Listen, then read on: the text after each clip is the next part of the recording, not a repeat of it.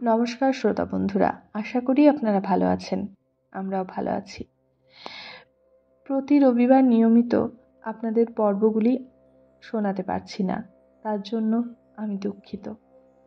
আজকে বউ ঠাকুরানী হাটের পরবর্তী পর্ব আপনাদের জন্য। সকলকে শোনার অনুরোধ রইল। যারা নতুন শুনছেন তাদেরকে ভালো লাগলে চ্যানেলটি সাবস্ক্রাইব করার অনুরোধ রইল। শুরু হচ্ছে আজকের পর্ব।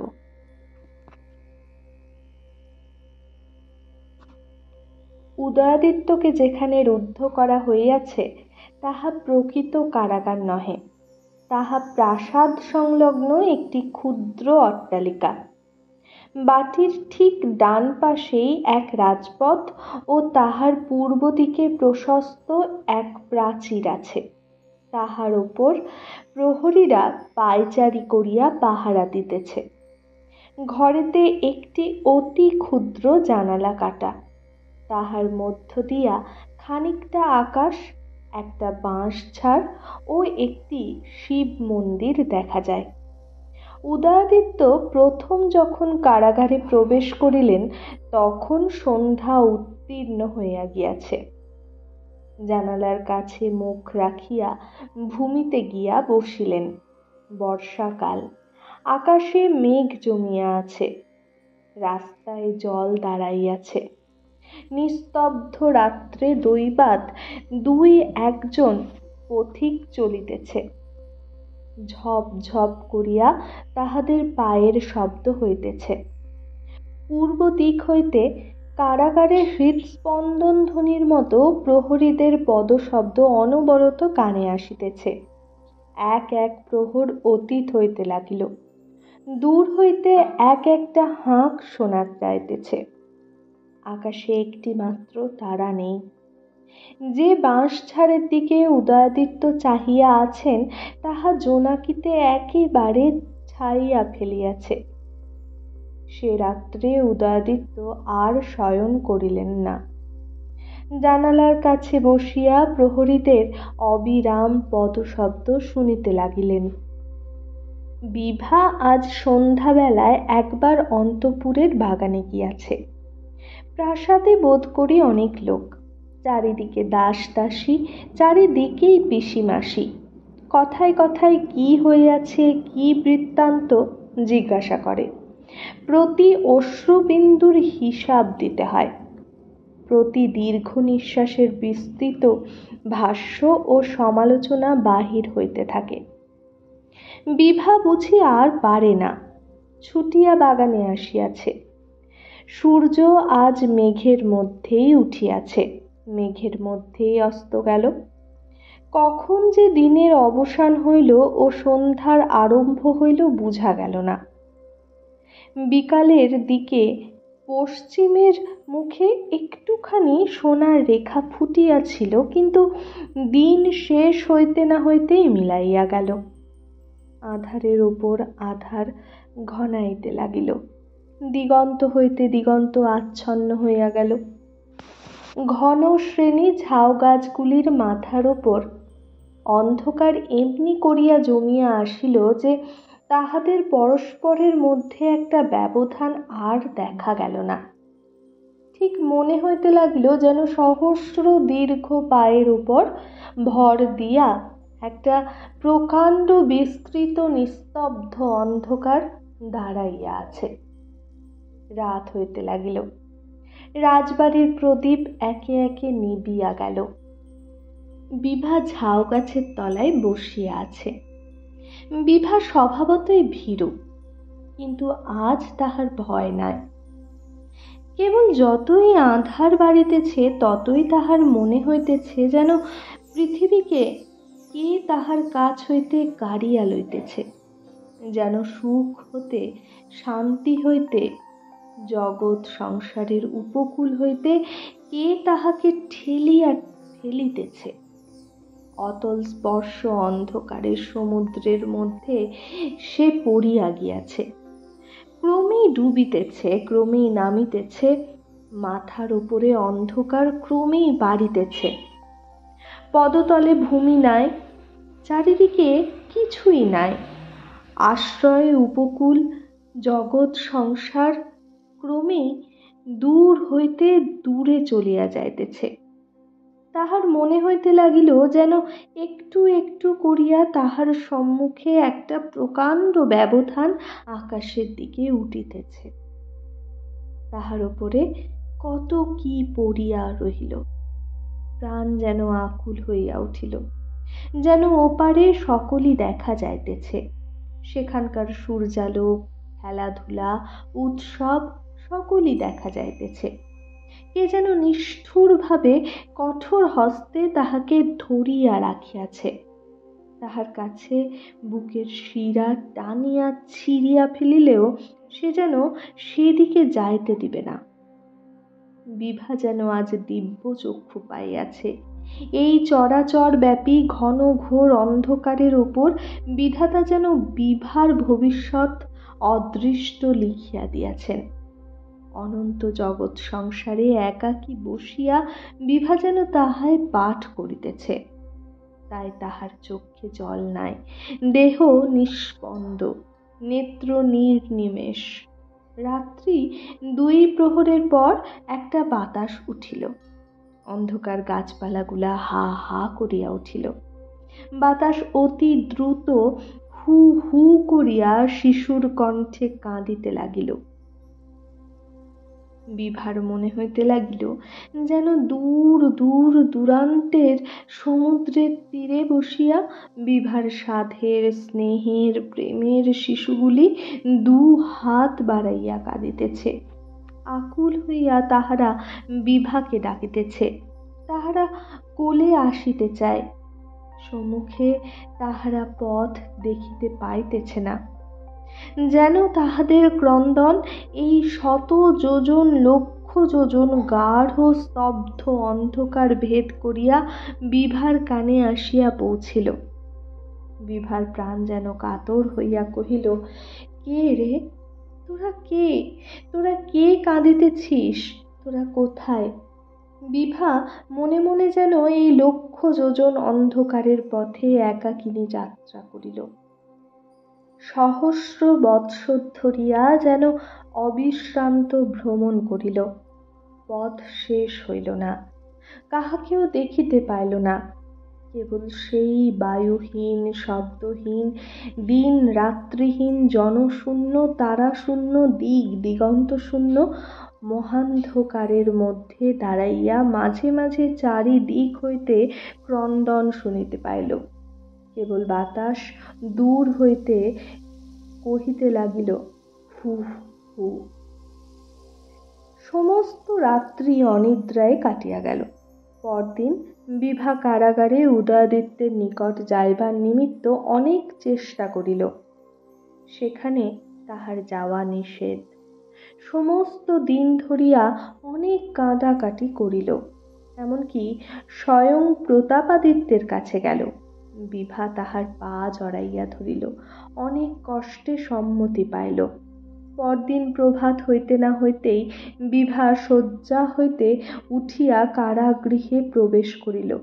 গিয়া দেখিল উদয়াদিত্য বিছানায় শোন নাই, ভূমিতলে বসিয়া বাতায়নের ওপরে মাথা দিয়া ঘুমাইয়া পড়িয়াছেন।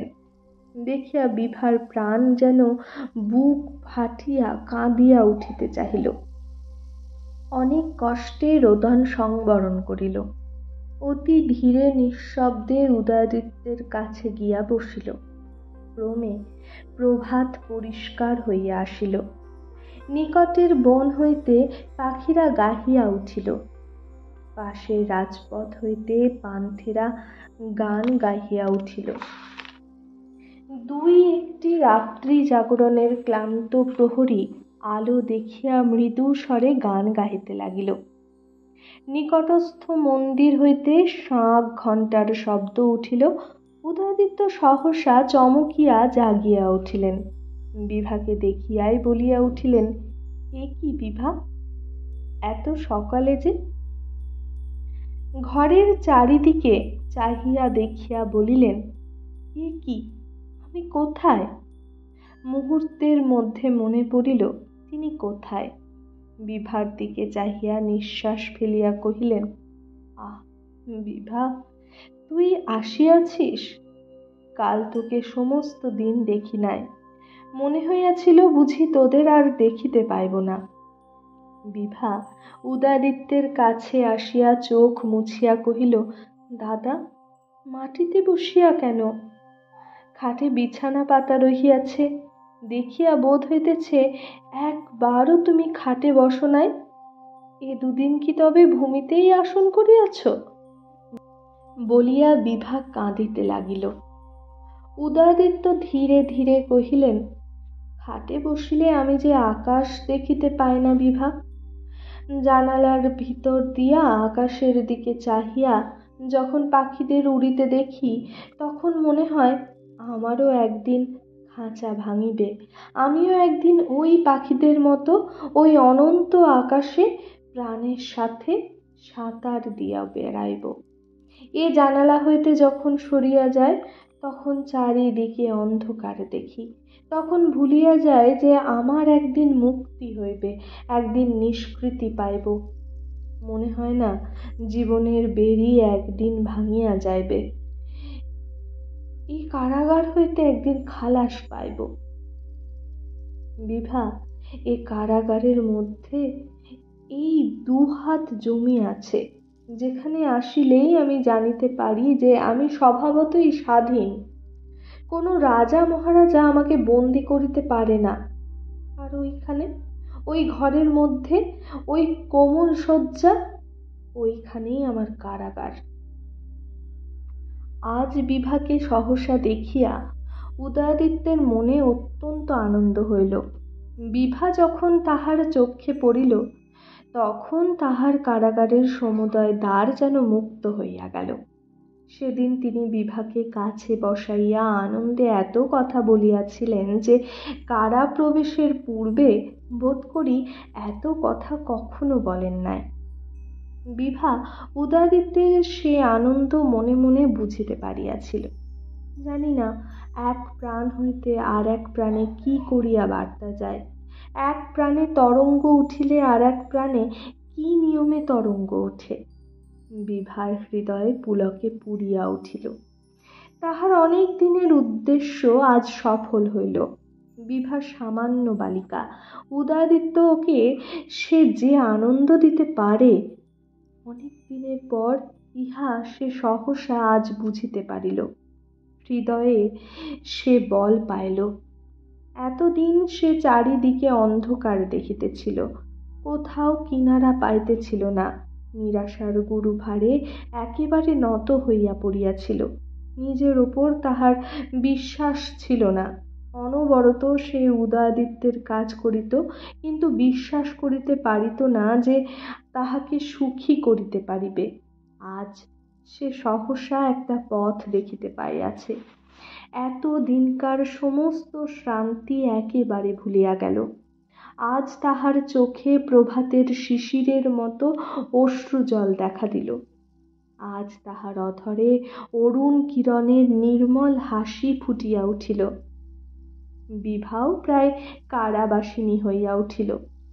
গৃহের বাতায়নের মধ্য দিয়া যখনই প্রভাত প্রবেশ করিত, কারাতার খুলিয়া দিয়া তখনই বিভার বিমল মূর্তি দেখা দিত। বিভা বেতনভোগী ভৃত্যদের কিছুই করিতে পারিত না। নিজের হাতে সমুদয় কাজ করিত, নিজে আহার আনিয়া দিত, নিজে শয্যা রচনা করিয়া দিত, একটি টিয়া পাখি আনিয়া ঘরে টাঙাইয়া দিল ও প্রতিদিন সকালে অন্তঃপুরের বাগান হইতে ফুল তুলিয়া আনিয়া দিত। ঘরে একখানি মহাভারত ছিল, উদয়াদিত্য বিভাকে কাছে বসাইয়া তাহাই পড়িয়া শুনাইতেন। কিন্তু উদয়াদিত্যের মনের ভিতরে একটি কষ্ট জাগিয়া আছে। তিনি তো ডুবিতেই বসিয়াছেন, তবে কেন এমন সময়ে এই অসম্পূর্ণ সুখ, অতৃপ্ত আশা সুকুমার বিভাকে আশ্রয়স্বরূপে আলিঙ্গন করিয়া তাহাকে এ পর্যন্ত ডুবাইতেছেন? প্রতিদিন মনে করেন বিভাকে বলিবেন, তুই যা বিভা। কিন্তু বিভা যখন উষার বাতাস লইয়া, উষার আলোক লইয়া, তরুণী উষার হাত ধরিয়া কারার মধ্যে প্রবেশ করেন, যখন সেই স্নেহের ধন সুকুমার মুখখানি লইয়া কাছে আসিয়া বসে, কত যত্ন, কত আদরের দৃষ্টিতে তাহার মুখের দিকে একবার চাহিয়া দেখে, কত মিষ্ট স্বরে কত কথা জিজ্ঞাসা করে, তখন তিনি আর কোনো মতেই প্রাণ ধরিয়া বলিতে পারেন না, বিভা তুই যা, তুই আর আসিস না, তোকে আর দেখিব না।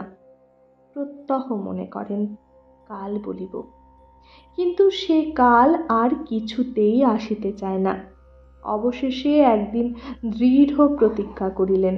বিভা আসিল, বিভাকে বলিলেন, বিভা তুই আর এখানে আসিস নে, তুই না গেলে আমি কিছুতেই শান্তি পাইতেছি না।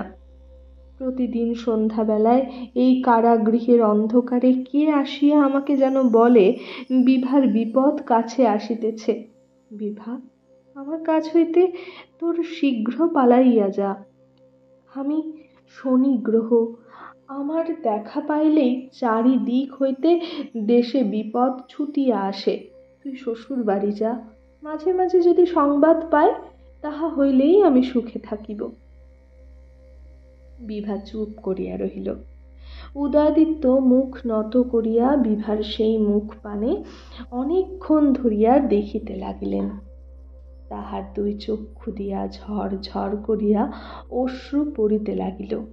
উদয়াদিত্য বুঝিলেন, আমি কারাগার হইতে না মুক্ত হইলে বিভা কিছুতেই আমাকে ছাড়িয়া যাইবে না। কি করিয়া মুক্ত হইতে পারিব?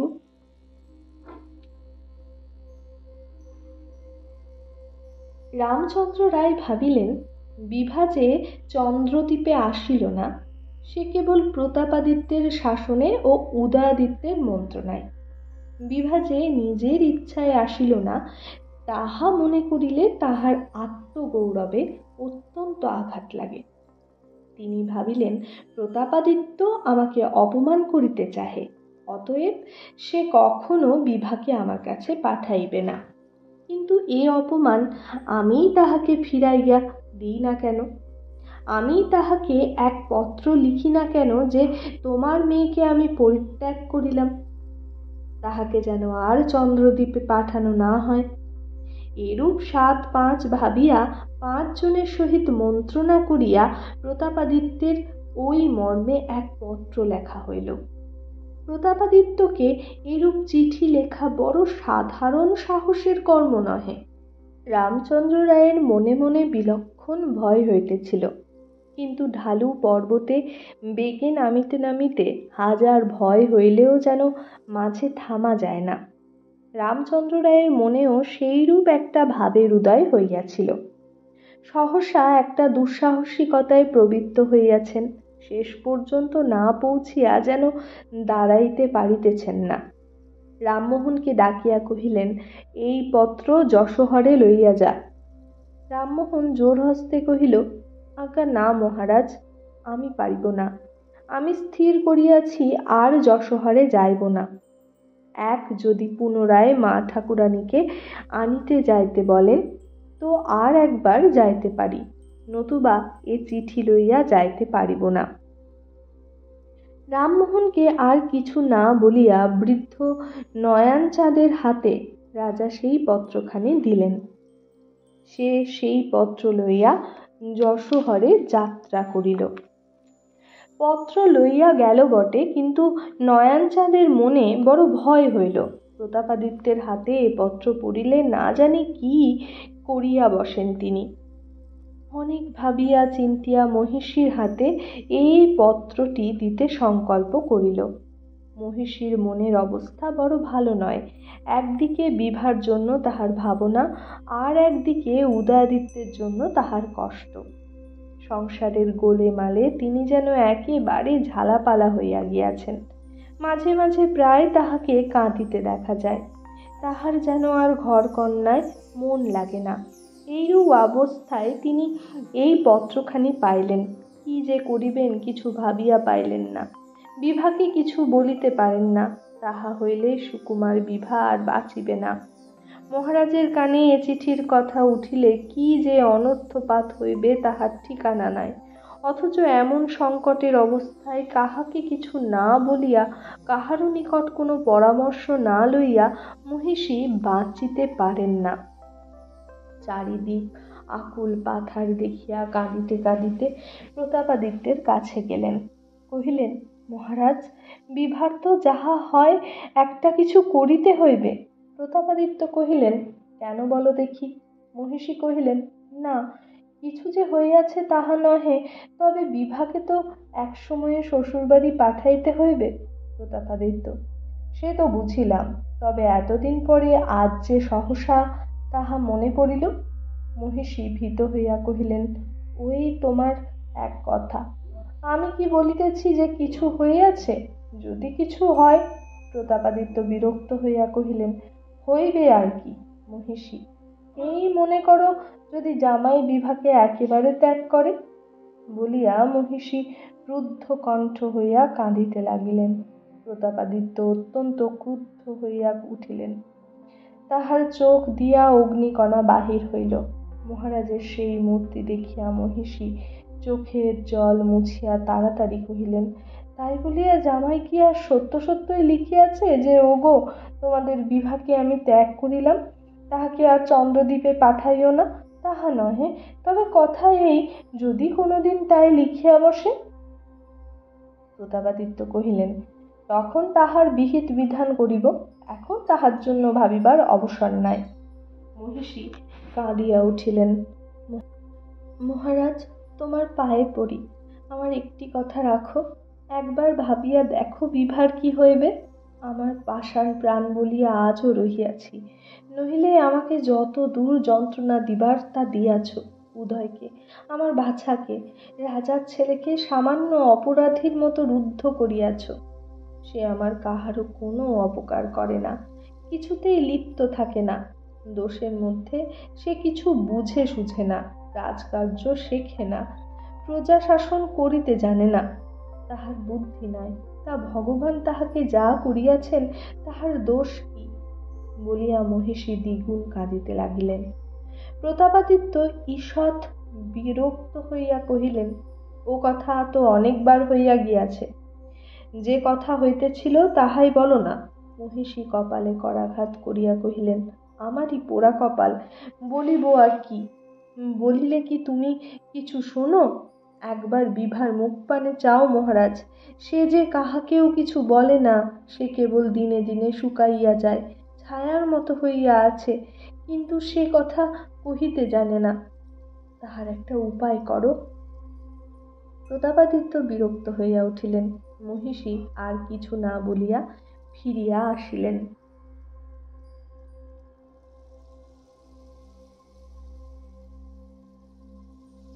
ইতিমধ্যে এক ঘটনা ঘটিয়াছে। যখন সীতারাম দেখিল উদয়াদিত্যকে কারারুদ্ধ করা হইয়াছে, তখন সে আর হাত পা আছড়াইয়া বাঁচে না। প্রথমেই সে রুক্মিণীর বাড়ি গেল, তাহাকে যাহা মুখে আসিল তাহাই বলিল, তাহাকে মারিতে যায় আর কি। কহিল, সর্বনাশী, তোর ঘরে আগুন জ্বালাইয়া দিব, তোর ভিটায় ঘুঘু চড়াইব, আর যুবরাজকে খালাস করিব, তবে আমার নাম সীতারাম। আজই আমি রায়গড়ে চলিলাম, রায়গড় হইতে আসি, তারপর তোর ওই কালা মুখ লইয়া এই শানের উপর ঘষিব, তোর চুনকালি মাখাইয়া শহর হইতে বাহির করিয়া দেব, তবে জলগ্রহণ করিব। রুক্মিণী কিয়ৎক্ষণ অনিমেষ নেত্রে সীতারামের মুখের দিকে চাহিয়া শুনিল। ক্রমে তাহার দাঁতে দাঁত লাগিল, ঠোঁটে ঠোঁট চাপিল, তাহার হাতের মুষ্টি দৃঢ়বদ্ধ হইল। তাহার ঘন কৃষ্ণ ভুরু যুগলের উপর মেঘ ঘনাইয়া আসিল। তাহার ঘন কৃষ্ণ চক্ষু তারকায় বিদ্যুৎ সঞ্চিত হইয়া তাহার সমস্ত শরীর নিস্পন্দ হইয়া গেল। ক্রমে তাহার স্থূল অধরষ্ঠ কাঁপিতে লাগিল, ঘন ভ্রু তরঙ্গিত হইল, অন্ধকার চক্ষে বিদ্যুৎ খেলাইতে লাগিল, কেশরাশি ফুলিয়া উঠিল, হাত পা থরথর করিয়া কাঁপিতে আরম্ভ করিল। একটা পৈশাচিক অভিশাপ, একটা সর্বাঙ্গস্ফীত কম্পমান হিংসা সীতারামের মাথার উপরে যেন পড়ে পড়ে। সেই মুহূর্তে সীতারাম কুটির হইতে বাহির হইয়া গেল। ক্রমে যখন রুক্মিণীর মুষ্টি শিথিল হইয়া আসিল, দাঁত খুলিয়া গেল, অধরষ্ঠ পৃথক হইল, কুঞ্চিত ভ্রু প্রসারিত হইল। তখন সে বসিয়া পড়িল, কহিল, বটে যুবরাজ, তোমারই বটে। যুবরাজের বিপদ হইয়াছে বলিয়া তোমার গায়ে বড় লাগিয়াছে, যেন যুবরাজ আমার কেহ নয়। ওরার মুখ, এটা জানিস না যে সে আমারই যুবরাজ? আমি তাহার ভালো করিতে পারি, আর আমি তাহার মন্দ করিতে পারি। আমার যুবরাজকে তুই কারামুক্ত করিতে চাহিস, দেখিব কেমন তাহা পারিস। সীতারাম সেই দিনই রায়গড় চলিয়া গেল। বিকেলবেলা বসন্ত রায় রায়গড়ের প্রাসাদের বারান্দায় বসিয়া রহিয়াছেন। সম্মুখে এক প্রশস্ত মাঠ দেখা যাইতেছে। মাঠের প্রান্তে খালের পরপারে একটি আম্র বনের মধ্যে সূর্য অস্ত যাইতেছে। বসন্ত রায়ের হাতে তাহার চির সহচর সেতারটি আর নাই। বৃদ্ধ সেই অস্তমান সূর্যের দিকে চাহিয়া আপন মনে গুনগুন করিয়া গান গাহিতেছেন। আমি শুধু রইনু বাকি, যা ছিল তা গেল চলে, রহিল যা তা কেবল ফাঁকি, আমার বলে ছিল যারা, আর তো তারা দেয় না সাড়া। কোথায় তারা, কোথায় তারা, কেঁদে কেঁদে কারে ডাকি? বল দেখি মা সুধাই তোরে, আমার কিছু রাখলি না রে, আমি কেবল আমায় নিয়ে কোন প্রাণেতে বেঁচে থাকি। কে জানে কি ভাবিয়া বৃদ্ধ এই গান গাহিতেছিল। বুঝি তাহার মনে হইতেছিল, গান গাহিতেছি, কিন্তু যাহাদের গান শুনাইতাম তাহারা যে নাই। গান আপনি আসে, কিন্তু গান গাহিয়া যে আর সুখ নাই। এখনো আনন্দ ভুলি নাই, কিন্তু যখনই আনন্দ জন্মিত তখনই যাহাদের আলিঙ্গন করিতে সাধ যাইত, তাহারা কোথায়? যেদিন প্রভাতে রায়গড়ে ওই তাল গাছটার উপরে মেঘ করিত, মনটা আনন্দে নাচিয়া উঠিত। সেই দিনই আমি যাহাদের দেখিতে যশোরে যাত্রা করিতাম, তাহাদের কি আর দেখিতে পাইব না? এখনো একবার মনটা তেমনি আনন্দে নাচিয়া ওঠে, কিন্তু হায়, এইসব বুঝি ভাবিয়া আজ বিকেল বেলায় অস্তমান সূর্যের দিকে চাহিয়া বৃদ্ধ বসন্ত রায়ের মুখে আপনা আপনি গান উঠিতেছে, আমি শুধু রইনু বাকি। এমন সময় খাঁ সাহেব আসিয়া এক মস্ত সেলাম করিল। খাঁ সাহেবকে দেখিয়া বসন্ত রায় উৎফুল্ল হইয়া কহিলেন, খাঁ সাহেব, এসো এসো। অধিকতর নিকটে গিয়া ব্যস্ত সমস্ত হইয়া কহিলেন, সাহেব, তোমার মুখ অমন মলিন দেখিতেছে কেন? মেজাজ ভালো আছে তো? খাঁ সাহেব, মেজাজের কথা আর জিজ্ঞাসা করিবেন না মহারাজ, আপনাকে মলিন দেখিয়া আমাদের মনে সুখ নাই। একটি বয়েত আছে, রাত্রি বলে আমি কেহই নহে। আমি যাহাকে মাথায় করিয়া রাখিয়াছিলাম সেই চাঁদ, তাহারই সহিত আমি একত্রে হাসি, একত্রে ম্লান হইয়া যায়। মহারাজ, আমরাই বা কে? আপনি না হাসিলে আমাদের হাসিবার ক্ষমতা কি? আমাদের আর সুখ নাই জনাব। বসন্ত রায় ব্যগ্র হইয়া কহিলেন, সে কি কথা সাহেব? আমার তো অসুখ কিছু নাই। আমি নিজেকে দেখিয়া নিজে হাসি, নিজের আনন্দে নিজে থাকি। আমার অসুখ কি খাঁ সাহেব? খাঁ সাহেব, মহারাজ, এখন আপনার আর তেমন গান বাদ্য শোনা যায় না। বসন্ত রায় সহসা ঈষৎ গম্ভীর হইয়া কহিলেন, আমার গান শুনিবেন সাহেব? আমি শুধু রইনু বাকি, যা ছিল তা গেল চলে, রইল যা তা কেবল ফাঁকি। খাঁ সাহেব, আপনি আর সে সেতার বাজান কই? আপনার সে সেতার কোথায়? বসন্ত রায় ঈষৎ হাসিয়া কহিলেন, সে সেতার যে নাই তাহা নয়, সেতার আছে, শুধু তাহার তার ছিঁড়িয়া গেছে, তাতে আর সুর মেলে না।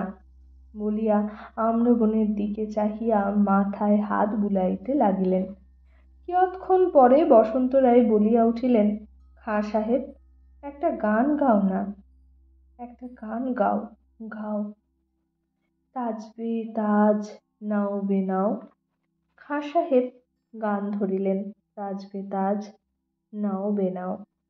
দেখিতে দেখিতে বসন্ত রায় মাতিয়া উঠিলেন, আর বসিয়া থাকিতে পারিলেন না।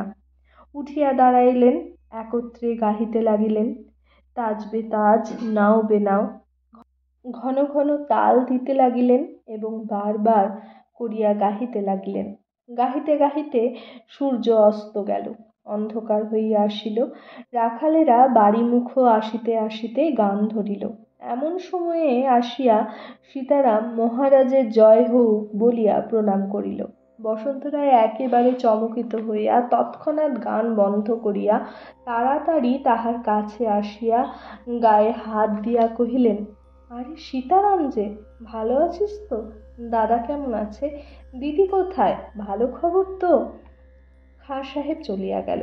সীতারাম কহিল, একে একে নিবেদন করিতেছি মহারাজ বলিয়া একে একে যুবরাজের কারারোধের খবর কহিল। সীতারাম আগা গোড়া সত্য কথা বলে নাই। যে কারণে উদয়াদিত্যের কারারোধ ঘটিয়াছিল সে কারণটা তেমন স্পষ্ট করিয়া বলে নাই। বসন্ত রায়ের মাথায় আকাশ ভাঙিয়া পড়িল। তিনি সীতারামের হাত দৃঢ় করিয়া ধরিলেন। তাহার ভুরু ঊর্ধ্বে উঠিল, তাহার চক্ষু প্রসারিত হইয়া গেল, তাহার অধরোষ্ঠ বিভিন্ন হইয়া গেল। নির্নিমেষ নেত্রে সীতারামের মুখের দিকে চাহিয়া কহিলেন, হ্যাঁ? সীতারাম কহিল, আজ্ঞা হাঁ মহারাজ। কিয়ৎক্ষণ চুপ করিয়া বসন্ত রায় কহিলেন, সীতারাম। সীতারাম, মহারাজ। বসন্ত রায়, তাহা হইলে দাদা এখন কোথায়? সীতারাম, আজ্ঞা তিনি কারাগারে।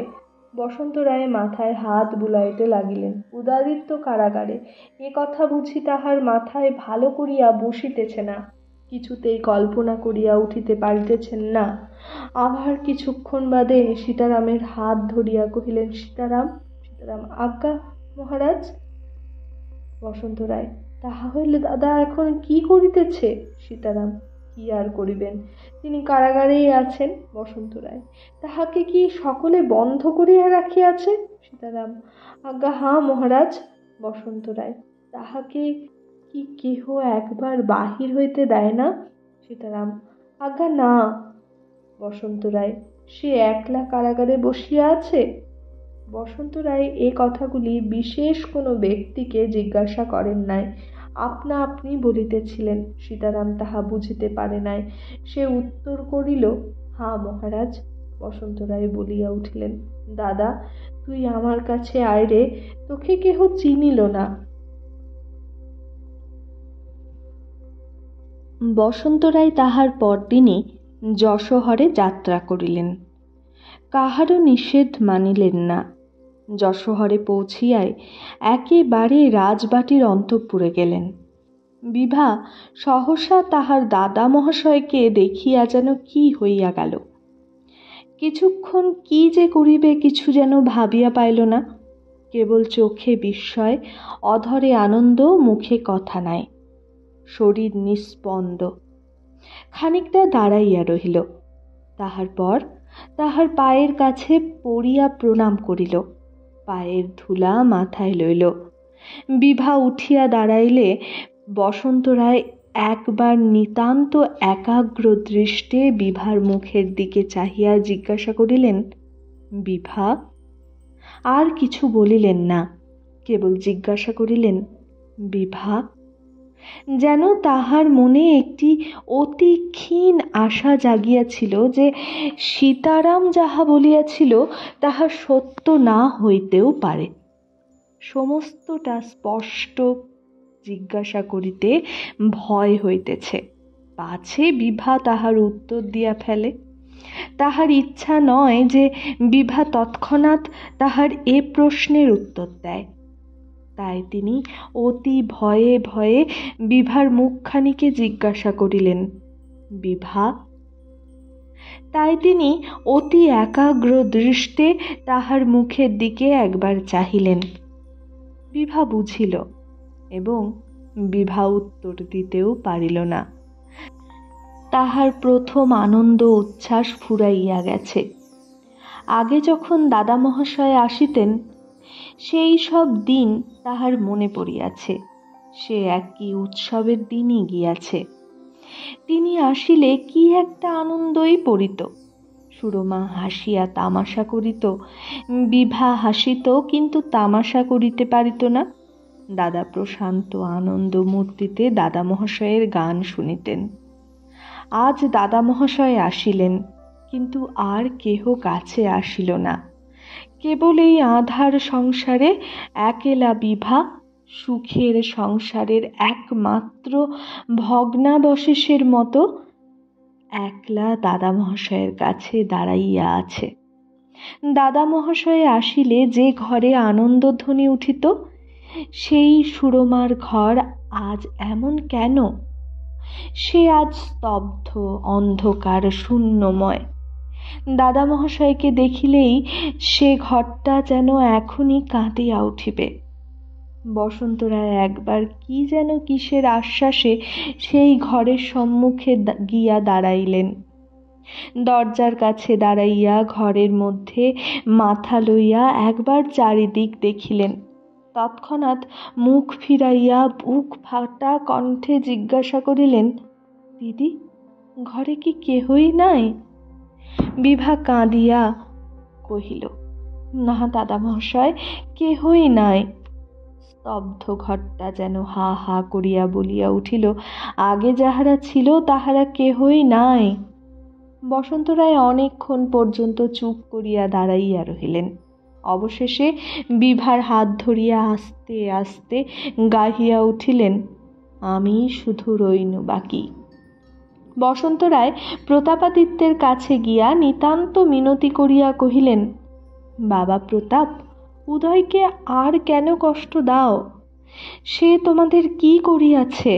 তাহাকে যদি তোমরা ভালো না বাসো, পদে পদে যদি সে তোমাদের কাছে অপরাধ করে, তবে তাহাকে এই বুড়ার কাছে দাও না।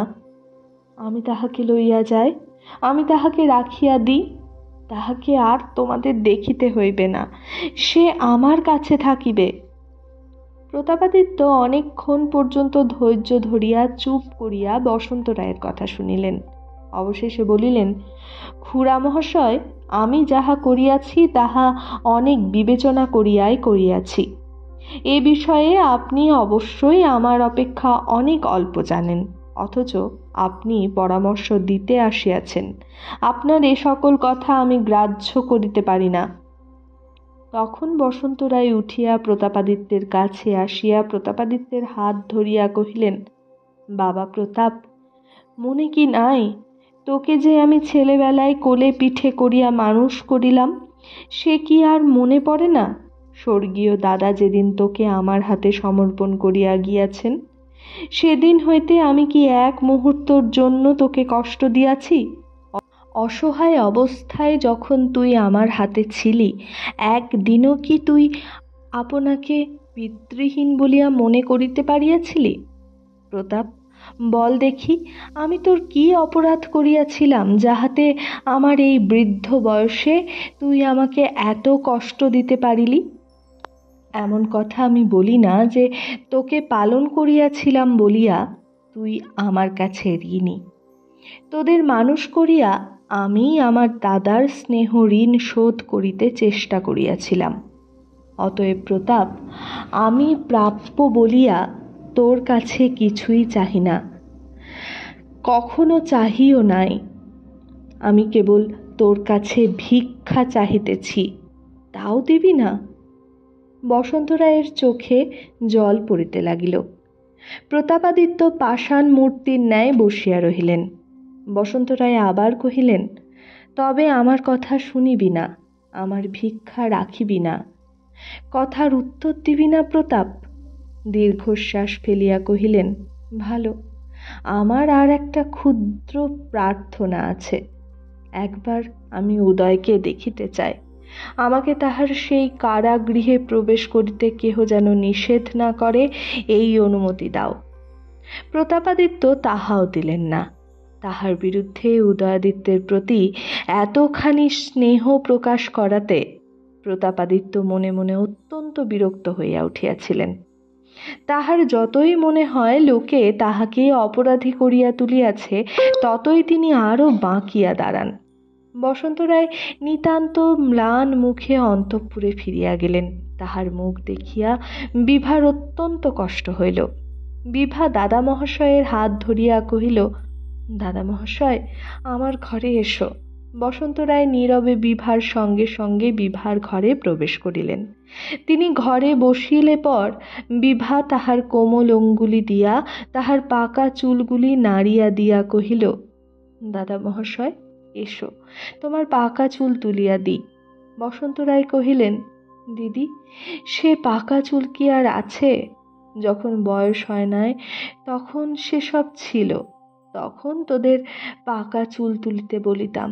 আজ আমি বুড়া হইয়া গিয়াছি, আজ আর আমার পাকা চুল নাই। বসন্ত রায় দেখিলেন বিভার মুখখানি মলিন হইয়া আসিল, তাহার চোখ ছল ছল করিয়া আসিল। অমনি তাড়াতাড়ি কহিলেন, আয় বিভা, আয়, গোটা কতক চুল তুলিয়া দে। তোদের পাকা চুল সরবরাহ করিয়া উঠিতে আর তো আমি পারি না ভাই। বয়স হইতে চলিল, ক্রমেই মাথায় টাক পড়িতে চলিল। এখন আর একটা মাথার অনুসন্ধান কর।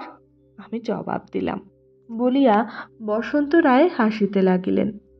একজন দাসী আসিয়া বসন্ত রায়কে কহিল, রানীমা আপনাকে একবার প্রণাম করিতে চান। বসন্ত রায় মহিষীর ঘরে গেলেন, বিভা কারাগারে গেল। মহিষী বসন্ত রায়কে প্রণাম করিলেন। বসন্ত রায় আশীর্বাদ করিলেন, মা, আয়ুষ্মতী হও। মহিষী কহিলেন, কাকা মহাশয়, ও আশীর্বাদ আর করিবেন না, এখন আমার মরণ হইলেই আমি বাঁচি। বসন্ত রায় ব্যস্ত হইয়া কহিলেন, রাম রাম, ও কথা মুখে আনিতে নয়। মহিষী কহিলেন, আর কি বলিব কাকা মহাশয়, আমার ঘরকন্যায় যেন শনির দৃষ্টি পড়িয়াছে। বসন্ত রায় অধিকতর ব্যস্ত হইয়া পড়িলেন। মহিষী কহিলেন, বিভার মুখখানি দেখিয়া আমার মুখে আর অন্ন জল রুচে না। তাহাকে জিজ্ঞাসা করিলে সে কিছু বলে না, কেবল দিনে দিনে তাহার শরীর ক্ষয় হইয়া যাইতেছে। তাহাকে লইয়া যে আমি কি করিব কিছু ভাবিয়া পায় না। বসন্ত রায় অত্যন্ত ব্যাকুল হইয়া পড়িলেন। এই দেখুন কাকা মহাশয়, এক সর্বনেশের চিঠি আসিয়াছে বলিয়া এক চিঠি বসন্ত রায়ের হাতে দিলেন। বসন্ত রায় সে চিঠি পড়িতে না পড়িতে মহিষী কাঁদিয়া বলিতে লাগিলেন, আমার আর কিসের সুখ আছে উদয়, বাছা আমার কিছু জানে না। তাহাকে তো মহারাজ, সে যেন রাজার মতোই হয় নাই, কিন্তু তাহাকে তো আমি গর্ভে ধারণ করিয়াছিলাম, সে তো আমার আপন সন্তান বটে। জানি না বাছা সেখানে কি করিয়া থাকে, একবার আমাকে দেখিতেও দেয় না। মহিষী আজকাল যে কথাই পারেন, উদয়াদিত্যের কথা তাহার মধ্যে এক স্থলে আসিয়া পড়ে। এই কষ্টটাই তাহার প্রাণের মধ্যে যেন দিন রাত জাগিয়া আছে। চিঠি পড়িয়া বসন্ত রায় একেবারে অবাক হইয়া গেলেন।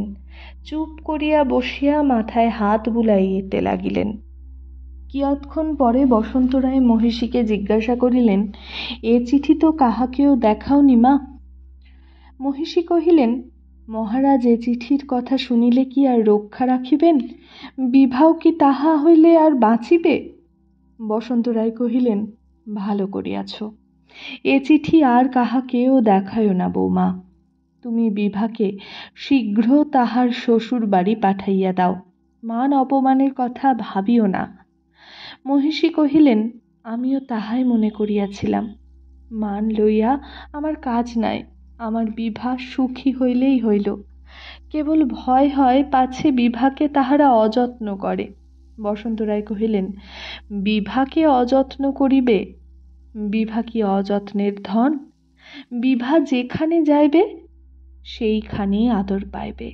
অমন লক্ষ্মী, অমন সোনার প্রতিমা আর কোথায় আছে? রামচন্দ্র কেবল তোমাদের ওপর রাগ করিয়াই এই চিঠি লিখিয়াছে, আবার পাঠাইয়া দিলেই তাহার রাগ পড়িয়া যাইবে। বসন্ত রায় তাহার সরল হৃদয়ে সরল বুদ্ধিতে এই বুঝিলেন। মহিষীও তাহাই বুঝিলেন। বসন্ত রায় কহিলেন, বাড়িতে রাষ্ট্র করিয়া দাও যে বিভাকে চন্দ্রদ্বীপ পাঠাইতে অনুরোধ করিয়া রামচন্দ্র এক চিঠি লিখিয়াছে। তাহা হইলেই বিভা নিশ্চয়ই সেখানে যাইতে আর অমত করিবে না। সন্ধ্যার পর বসন্ত রায় একাকী বহির বাটিতে বসিয়া আছেন। এমন সময়ে সীতারাম তাহাকে আসিয়া প্রণাম করিল। বসন্ত রায় তাহাকে জিজ্ঞাসা করিলেন, কি সীতারাম, কি খবর?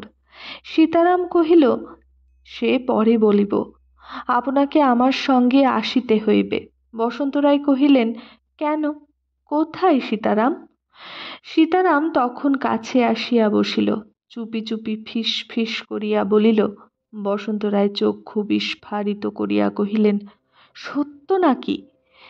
সীতারাম কহিল, আজ্ঞা হাঁ মহারাজ। বসন্ত রায় মনে মনে অনেক ইতস্তত করিতে লাগিলেন, কহিলেন, এখনই যাইতে হইবে নাকি? সীতারাম, আজ্ঞা হাঁ। বসন্ত রায়, একবার বিভার সঙ্গে দেখা করিয়া আসিব না? সীতারাম, আজ্ঞা না, আর সময় নাই। বসন্ত রায়, কোথায় যাইতে হইবে? সীতারাম, আমার সঙ্গে আসুন, আমি লইয়া যাইতেছি। বসন্ত রায় উঠিয়া দাঁড়াইয়া কহিলেন, একবার বিভার সঙ্গে দেখা করিয়া আসি না কেন? সীতারাম, আজ্ঞা না মহারাজ, দেরি হইলে সমস্ত নষ্ট হইয়া যাইবে। বসন্ত রায় তাড়াতাড়ি কহিলেন, তবে কাজ নাই, কাজ নাই। উভয়ে চলিলেন। আবার কিছু দূরে গিয়া কহিলেন, একটু বিলম্ব করিলে কি চলে না? সীতারাম, না মহারাজ, তাহা হইলে বিপদ হইবে। দুর্গা বলো, বলিয়া বসন্ত রায় প্রাসাদের বাহির হইয়া গেলেন। বসন্ত রায় যে আসিয়াছেন তাহা উদয়াদিত্য জানেন না, বিভা তাহাকে বলে নাই। কেননা যখন উভয়ের দেখা হইবার কোনো সম্ভাবনা ছিল না, তখন এই সংবাদ তাহার কষ্টের কারণ হইত। সন্ধ্যার পর বিদায় লইয়া বিভা কারাগার হইতে চলিয়া গিয়াছে। উদয়াদিত্য একটি প্রদীপ লইয়া একখানি সংস্কৃত গ্রন্থ পড়িতেছেন। জানালার ভিতর দিয়া বাতাস আসিতেছে, দ্বীপের ক্ষীণ শিখা কাঁপিতেছে, অক্ষর ভালো করিয়া দেখা যাইতেছে না। কীট পতঙ্গ আসিয়া দ্বীপের উপর পড়িতেছে। একবার দ্বীপ নিভ নিভ হইতেছে, একবার বাতাস বেগে আসিল, দ্বীপ নিভিয়া গেল। উদয়াদিত্য পুঁথি ঝাঁপিয়া তাহার খাটে গিয়া বসিলেন। একে একে কত কি ভাবনা আসিয়া পড়িল। বিভার কথা মনে আসিল। আজ বিভা কিছু দেরি করিয়া আসিয়াছিল, কিন্তু সকাল সকাল চলিয়া গিয়াছিল। আজ বিভাকে কিছু বিশেষ ম্লান দেখিয়াছিলেন, তাহাই লইয়া মনে মনে আলোচনা করিতেছিলেন। পৃথিবীতে যেন তাহার আর কেহ নাই। সমস্ত দিন বিভাকে ছাড়া আর কাহাকেও দেখিতে পান নাই। বিভাই তাহার একমাত্র আলোচ্য। বিভার প্রত্যেক হাসিটি, প্রত্যেক কথাটি তাহার মনে সঞ্চিত হইতে থাকে। তৃষিত ব্যক্তি তাহার পানীয়ের প্রত্যেক বিন্দুটি পর্যন্ত যেমন উপভোগ করে, তেমনি বিভার প্রীতির অতি সামান্য চিহ্নটুকু পর্যন্ত তিনি প্রাণ মনে উপভোগ করেন। আজ তাই এই বিজন ক্ষুদ্র অন্ধকার ঘরের মধ্যে একলা শুইয়া স্নেহের প্রতিমা বিভার ম্লান মুখখানি ভাবিতেছিলেন। সেই অন্ধকারে বসিয়া তাহার একবার মনে হইল, বিভার কি ক্রমেই বিরক্তি ধরিতেছে এই নিরানন্দ কারাগারের মধ্যে এক বিষণ্ণ অন্ধকার মূর্তির সেবা করিতে। আর কি তাহার ভালো লাগিতেছে না? আমাকে কি ক্রমেই সে তাহার সুখের বাধা, তাহার সংসার পথের কণ্টক বলিয়া দেখিবে? আজ দেরি করিয়া আসিয়াছে, কাল হয়তো আরো দেরি করিয়া আসিবে, তাহার পরে একদিন হয়তো সমস্ত দিন বসিয়া আছি, কখন বিভা আসিবে? বিকাল হইল, সন্ধ্যা হইল, রাত্রি হইল, বিভা আর আসিল না। তাহার পর হইতে আর হয়তো বিভা আসিবে না। উদয়াদিত্যের মনে যতই এ কথা উদয় হইতে লাগিল, ততই তাহার মনটা হা হা করিয়া লাগিল। তাহার কল্পনা রাজ্যের চারিদিক কি ভয়ানক শূন্যময় দেখিতে লাগিলেন। একদিন আসিবে যেদিন বিভা তাহাকে স্নেহ শূন্য নয়নে তাহার সুখের কণ্টক বলিয়া দেখিবে। সেই অতি দূর কল্পনার আভাস মাত্র লাগিয়া তাহার হৃদয় একেবারে ব্যাকুল হইয়া উঠিল। একবার মনে করিতেছেন, আমি কি ভয়ানক স্বার্থপর! আমি বিভাকে ভালোবাসি বলিয়া তাহার যে ঘোরতর শত্রুতা করিতেছি, কোনো শত্রুও বোধ করি এমন পারে না। বারবার করিয়া প্রতিজ্ঞা করিতেছেন আর বিভার উপর নির্ভর করিবেন না, কিন্তু যখনই কল্পনা করিতেছেন তিনি বিভাকে হারাইয়াছেন, তখনই তাহার মনে সে বল চলিয়া যাইতেছে, তখনই তিনি অকুল পাথারে পড়িয়া যাইতেছেন। মরণাপন্ন মজ্জমান ব্যক্তির মতো বিভার কাল্পনিক মূর্তিকে আকুলভাবে আঁকড়াইয়া ধরিতেছেন। এমন সময় বহির্দেশে সহসা আগুন আগুন বলিয়া এক ঘোরতর কোলাহল উঠিল। উদয়াদিত্যর বুক কাঁপিয়া উঠিল। সহসা নানা কণ্ঠের নানাবিধ চিৎকার আকাশে উঠিল। বাহিরে শত শত লোকের দ্রুত পদশব্দ শোনা গেল। উদয়াদিত্য বুঝিলেন প্রাসাদের কাছাকাছি আগুন লাগিয়াছে। অনেকক্ষণ ধরিয়া গোলমাল চলিতে লাগিল। তাহার মন অত্যন্ত অধীর হইয়া উঠিল। সহসা দ্রুত বেগে তাহার কারাগারের দ্বার খুলিয়া গেল। কে একজন তাহাকে অন্ধকার গৃহে প্রবেশ করিল। তিনি চমকিয়া উঠিয়া জিজ্ঞাসা করিলেন, কে ও? সে উত্তর দিল, আমি সীতারাম, আপনি বাহির হইয়া আসুন।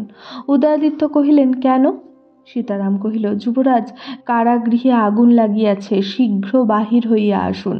বলিয়া তাহাকে ধরিয়া প্রায় তাহাকে বহন করিয়া কারাগারের বাহিরে লইয়া গেল।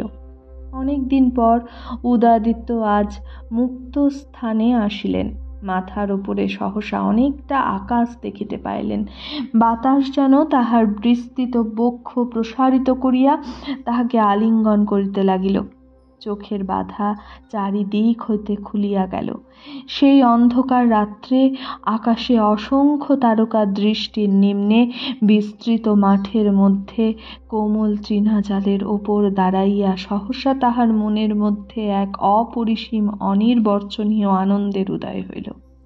সেই আনন্দে কিয়ৎক্ষণ নিস্তব্ধ থাকিয়া তাহার পর সীতারামকে জিজ্ঞাসা করিলেন, কি করিব, কোথায় যাইব? অনেক দিন সংকীর্ণ স্থানে বদ্ধ ছিলেন, চলেন ফেরেন নাই। আজ এই বিস্তৃত মাঠের মধ্যে আসিয়া অসহায়ভাবে সীতারামকে জিজ্ঞাসা করিলেন, কি করিব, কোথায় যাইব? সীতারাম কহিল, আসুন, আমার সঙ্গে আসুন। এদিকে আগুন খুব জ্বলিতেছে। বৈকালে কতকগুলি প্রজা প্রধান কর্মচারীদের নিকট কি একটা নিবেদন করিবার জন্য আসিয়াছিল। তাহারা প্রাসাদের প্রাঙ্গণে একত্র বসিয়াছিল। তাহারাই প্রথমে আগুনের গোল তোলে। প্রহরীদের বাসের জন্য কারাগারের কাছে একটি দীর্ঘ কুটির শ্রেণী ছিল। সেইখানেই তাহাদের চারপায়ে বাসন, কাপড় চোপড়, জিনিসপত্র সমস্তই থাকে। অগ্নির সংবাদ পাইয়া যত প্রহরী পারিল সকলেই ছুটিয়া গেল। যাহারা নিতান্তই পারিল না তাহারা হাত পা আছড়াইতে লাগিল। উদয়াদিত্যের গৃহদ্বারেরও দুই একজন প্রহরী ছিল বটে, কিন্তু সেখানে কড়াক্কর পাহারা দিবার কোনো প্রয়োজনই ছিল না। দস্তুর ছিল বলিয়া তাহারা পাহারা দিত মাত্র। কারণ উদয়াদিত্য এমন শান্তভাবে তাহার গৃহে বসিয়া থাকিতেন যে বোধ হইত না যে তিনি কখনো পালাইবার চেষ্টা করিবেন বা তাহার পালাইবার ইচ্ছা আছে। এই জন্য তাহার দ্বারের প্রহরীরা সর্বাগ্রে ছুটিয়া গিয়াছিল। রাত হইতে লাগিল, আগুন নেবে না। কেহ বা জিনিসপত্র সরাইতে লাগিল, কেহ বা জল ঢালিতে লাগিল, কেহ বা কিছুই না করিয়া কেবল গোলমাল করিয়া বেড়াইতে লাগিল। আগুন নিভিলে পর তাহারাই সকলের অপেক্ষা অধিক বাহবা পাইয়াছিল। এইরূপ সকলে ব্যস্ত আছে। এমন সময় একজন স্ত্রীলোক তাহাদের মধ্যে ছুটিয়া আসিল। সে কি একটা বলিতে চায়, কিন্তু তাহার কথা শুনে কেহ তাহাকে গালাগালি দিল, কেহ তাহাকে ঠেলিয়া ফেলিয়া দিল, কেহ তাহার কথা শুনিল না।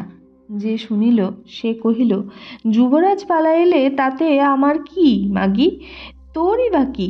সে দয়াল সিং যে, আমার ঘর ফেলিয়া এখন আমি কোথাও যাইতে পারি না বলিয়া সে ভিড়ের মধ্যে মিশিয়া গেল। এইরূপ বারবার প্রতিহত হইয়া সেই রমণী অতি প্রচণ্ডা হইয়া উঠিল। একজন যাহাকে সম্মুখে পাইল তাহাকেই সবলে ধরিয়া কহিল, পোড়ার মুখ, তোমরা কি চোখের মাথা খাইয়াছ? রাজার চাকরি করো সে জ্ঞান নাই? কাল রাজাকে বলিয়া হেঁটই কাটার উপরে কাটা দিয়া তোমাদের পুতিব, তবে ছাড়িব। যুবরাজ যে পালাইয়া গেল। ভালোই হইয়াছে, তোর তাতে কি বলিয়া সে তাহাকে উত্তম রূপে প্রহার করিল। যাহারা ঘরের আগুন লাগাইয়াছিল এ ব্যক্তি তাহাদের মধ্যে একজন। প্রহার খাইয়া সেই রমণীর মূর্তি অতি ভীষণ হইয়া উঠিল। ক্রুদ্ধ বাঘিনীর মতো তাহার চোখ দুটা জ্বলিতে লাগিল, তাহার চুলগুলা ফুলিয়া উঠিল, সে দাঁতে দাঁতে কিরমির করিতে লাগিল। তাহার সেই মুখের উপর বহ্নি শিখার আভা পড়িয়া তাহার মুখ পিশাচির মতো দেখিতে হইল। সম্মুখে একটি কাষ্ঠখণ্ড জ্বলিতেছিল, সেটি তুলিয়া লইয়া হাত পুড়িয়া গেল, কিন্তু তাহা ফেলিল না। সে জ্বলন্ত কাষ্ঠ লইয়া তাহার পশ্চাৎ পশ্চাৎ ছুটিল, কিছুতে ধরিতে না পারিয়া সেই কাষ্ঠ তাহার প্রতি ছুড়িয়া মারিল।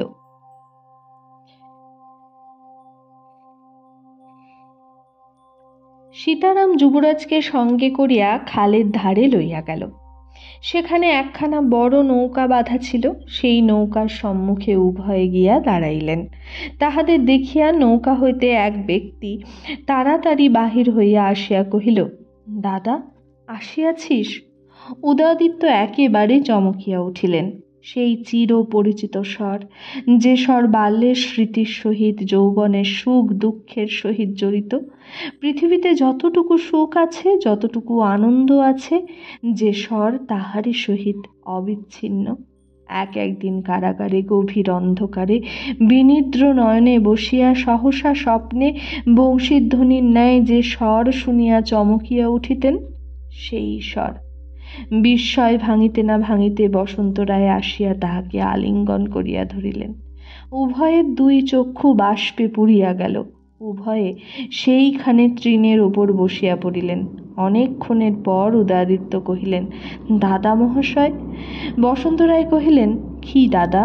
আর কিছু কথা হইল না। আবার অনেকক্ষণ পর উদয়াদিত্য চারিদিক চাহিয়া, আকাশের দিকে চাহিয়া, বসন্ত রায়ের মুখের দিকে চাহিয়া আকুল কণ্ঠে কহিলেন, দাদা মহাশয়, আজ আমি স্বাধীনতা পাইয়াছি, তোমাকে পাইয়াছি, আমার আর সুখের কি অবশিষ্ট আছে? এই মুহূর্ত আর কতক্ষণ থাকিবে? কিয়ৎক্ষণ পরে সীতারাম জোর হাত করিয়া কহিল, যুবরাজ, নৌকায় উঠুন। যুবরাজ চমক ভাঙিয়া কহিলেন, কেন? নৌকায় কেন? সীতারাম কহিল, নহিলে এখনই আবার প্রহরীরা আসিবে। উদয়াদিত্য বিস্মিত হইয়া বসন্ত রায়কে জিজ্ঞাসা করিলেন, দাদা মহাশয়, আমরা কি পালাইয়া যাইতেছি? বসন্ত রায় উদয়াদিত্যের হাত ধরিয়া কহিলেন, হাঁ ভাই, আমি তোকে চুরি করিয়া লইয়া যাইতেছি। এ যে পাষাণ হৃদয়ের দেশ, এরা যে তোকে ভালোবাসে না। তুই হরিণ শিশু এ ব্যাধের রাজ্যে বাস করিস। আমি তোকে প্রাণের মধ্যে লুকাইয়া রাখিব, সেখানে নিরাপদে থাকিবি বলিয়া উদয়াদিত্যকে বুকের কাছে টানিয়া আনিলেন, যেন তাহাকে কঠোর সংসার হইতে কাড়িয়া আনিয়া স্নেহের রাজ্যে আবদ্ধ করিয়া রাখিতে চান। উদয়াদিত্য অনেকক্ষণ ভাবিয়া কহিলেন, না দাদা মহাশয়, আমি পালাইতে পারিব না। বসন্ত রায় কহিলেন, কেন দাদা, এ বুড়াকে কি ভুলিয়া গেছিস? উদয়াদিত্য কহিলেন, আমি যাই, একবার পিতার পা ধরিয়া কাঁদিয়া ভিক্ষা চাই যে, তিনি হয়তো রায়ঘরে যাইতে সম্মতি দিবেন। বসন্ত রায় অস্থির হইয়া উঠিয়া কহিলেন, দাদা, আমার কথা শোন, সেখানে যাস নে, সে চেষ্টা করা নিষ্ফল। উদয়াদিত্য নিঃশ্বাস ফেলিয়া কহিলেন, তবে যাই, আমি কারাগারে ফিরিয়া যাই। বসন্ত রায় তাহার হাত চাপিয়া ধরিয়া কহিলেন, কেমন যাইবি? যা দেখি, আমি যাইতে দিব না। উদয়াদিত্য কহিলেন, দাদা মহাশয়, এ হতভাগ্যকে লইয়া কেন বিপদ ডাকিতেছেন? আমি যেখানে থাকি সেখানে কি তিলেক শান্তির সম্ভাবনা আছে? বসন্ত রায় কহিলেন, দাদা, তোর জন্যে যে বিবাহ কারাবাসিনী হইয়া উঠিল, এই তাহার নবীন বয়সে সে কি তাহার সমস্ত জীবনের সুখ জলাঞ্জলি দিবে? বসন্ত রায়ের চোখ দিয়া জল পড়িতে লাগিল। তখন উদয়াদিত্য তাড়াতাড়ি কহিলেন, তবে চলো চলো দাদা মহাশয়।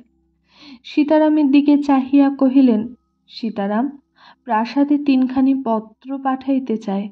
সীতারাম কহিল, নৌকাতেই কাগজ কলম আছে, আনিয়া দিতেছি, শীঘ্র করিয়া লিখিবেন, অধিক সময় নাই। উদয়াদিত্য পিতার কাছে মার্জনা ভিক্ষা করিলেন। মাতাকে লিখিলেন, মা, আমাকে গর্ভে ধরিয়া তুমি কখনো সুখী হইতে পারো নাই। এইবার নিশ্চিন্ত হও মা, আমি দাদা মহাশয়ের কাছে যাইতেছি। সেখানে আমি সুখে থাকিব, স্নেহে থাকিব, তোমার কোনো ভাবনার কারণ থাকিবে না। বিভাকে লিখিলেন, চিরায়ুস্মতিষু। তোমাকে আর কি লিখিব, তুমি জন্ম জন্ম সুখে থাকো। স্বামী গৃহে গিয়া সুখের সংসার পাতিয়া সমস্ত দুঃখ কষ্ট ভুলিয়া যাও। লিখিতে লিখিতে উদয়াদিত্যর চোখ জলে পুরিয়া আসিল।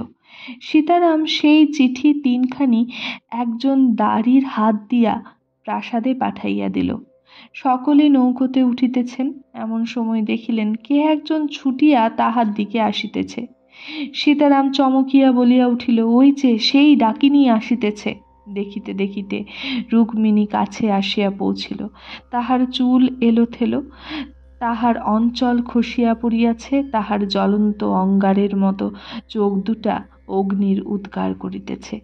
তাহার বার বার প্রতিহত বাসনা, অপরিতৃপ্ত প্রতিহিংসা প্রবৃত্তির যন্ত্রণায় অস্থির হইয়া সে যেন যাহাকে সম্মুখে পায় তাহাকেই খণ্ড খণ্ড করিয়া ছিঁড়িয়া ফেলিয়া রোষ মিটাইতে চায়। যেখানে প্রহরীরা আগুন নিবাইতেছিল সেখানে বার ধাক্কা খাইয়া ক্রোধে অধীর হইয়া পাগলের মতো প্রাসাদের মধ্যে প্রবেশ করে।